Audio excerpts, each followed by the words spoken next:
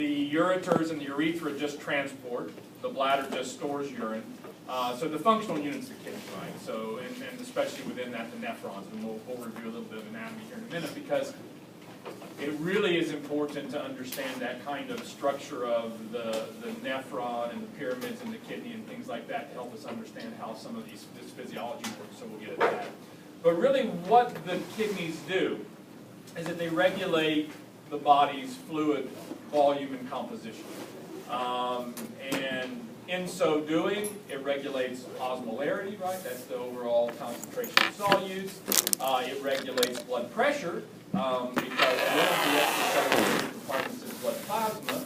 If you have too much blood plasma, the blood pressure is going to be too high. So there's a connection, a big connection we'll see here towards the end of the day about urinary function and blood pressure regulation. It's a really important component. Obviously, it maintains ion balance. Hopefully, you can appreciate that the body uses ions for a lot of physiological processes, right? We talk about sodium all the time, potassium, calcium. These are ions that are vital for the body to maintain certain functions. And if you get out of balance in those ions, that will affect that function. So the kidneys are important in regulating the ion balance. One ion in particular that the kidneys regulate is hydrogen. And hydrogen ions contribute right to pH. And obviously, because pH affects structure of proteins, that if the pH balance is off, protein structures will be off, affinities will be different, whatever, and they won't function as well. So it's important that we maintain a proper pH as well.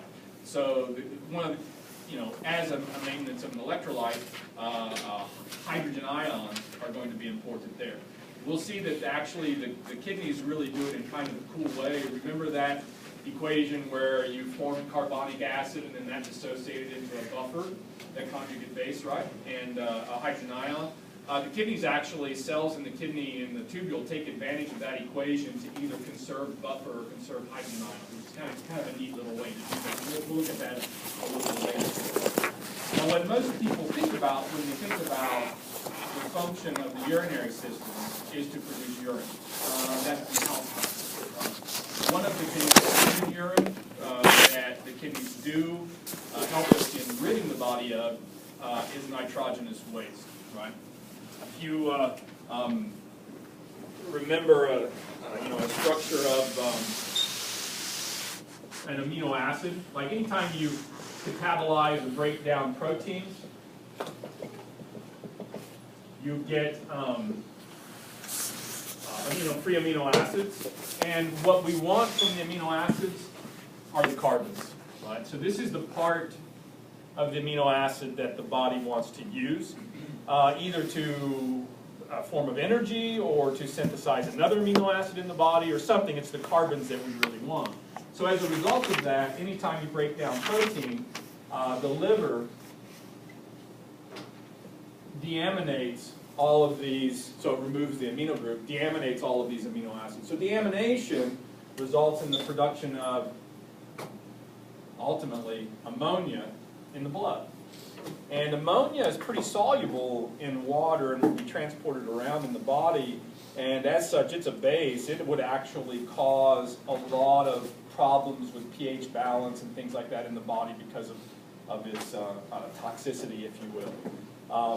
If we had an easy way to eliminate it, meaning that if we were a small organism living in water, it could just diffuse out of our bodies, diffuse out into the water, and it wouldn't be an issue for us. So a lot of small marine animals actually just eliminate ammonia just straight into through their body surfaces out into the water.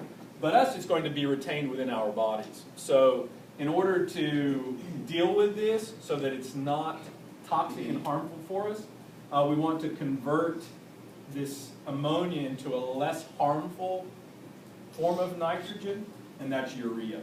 So the liver allows us, it has enzymes in it that convert this ammonia into urea, and urea is less harmful for our bodies. It causes less fluctuations in pH of blood plasma, and it's easier to excrete by the kidneys. So when we think about the urinary system's role in excretion, really the only waste product that we're going to excrete is this nitrogenous waste product here of urea. Obviously, we'll excrete other ions and things that we may not need or whatever, but that's the excretion. And then the production of hormones. There are hormones that are produced by the kidneys that are important in regulating certain components of the cardiovascular system. There's a hormone called erythropoietin. We didn't talk much about blood at all in the physiology. But erythropoietin, EPO, is a hormone that stimulates red blood cell production. So as blood is flowing through the glomerulus, in particular the afferent arteriole of the glomerulus, or leading into the glomerulus, as blood is flowing through that, there are these specialized cells there in that juxtaglomerular apparatus, right, that can perceive the viscosity of blood as determined by the amount of red blood cells. So if the viscosity is too low, blood's thin, the cells will secrete erythropoietin, and then it will stimulate red blood cell production. If the blood's too thick, that will inhibit erythropoietin production, or erythropoietin levels will fall, and that will inhibit red blood cell formation, and the blood will dip as a result of that. So erythropoietin, secreted by certain cells in the kidney as well. And another hormone, this is one we're going to talk a lot about a little bit later today, another hormone that is secreted by also the juxtaglomerular apparatus is something called renin. And renin is a hormone that is released in response to low blood pressure. So if blood pressure is low, cells of the afferent arteriole again will release this compound called renin.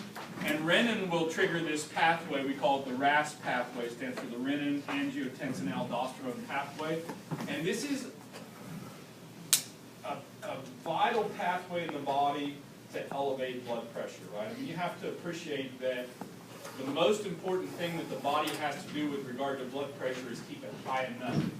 Obviously, if it gets too high, there are problems.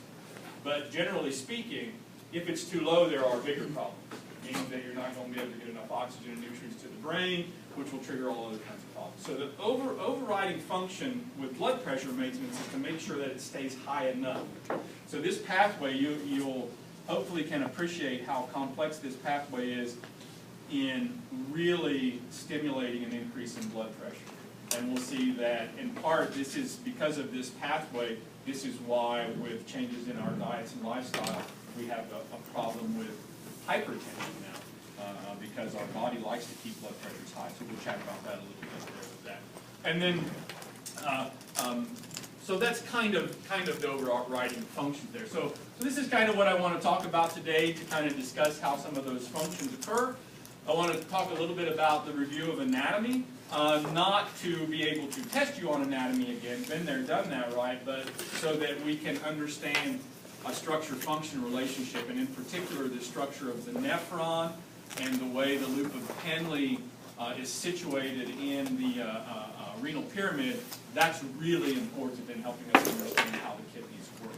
Okay, so that'll be kind of cool. We'll look at that. We'll look at some basic processes of the urinary system, and in particular there are three processes we have to describe to understand how urine is produced. Filtration, which is what is the mechanism that happens at the glomerulus to take blood plasma and push it into the proximal convoluted tubule so that we can modify it and produce urine from that. Reabsorption and secretion are just the modification of that filtrate. So after you've done filtration, you've reabsorbed the good stuff in the filtrate that your body needs to keep, you've secreted into the filtrate the bad stuff your body needs to get rid of. What is left over is urine. And that's what you excrete out of the body. So these three processes are what we're going to want to describe how that occurs. Now, we also know that the kidneys are really adapted at maintaining water, and in particular at conserving water. If our water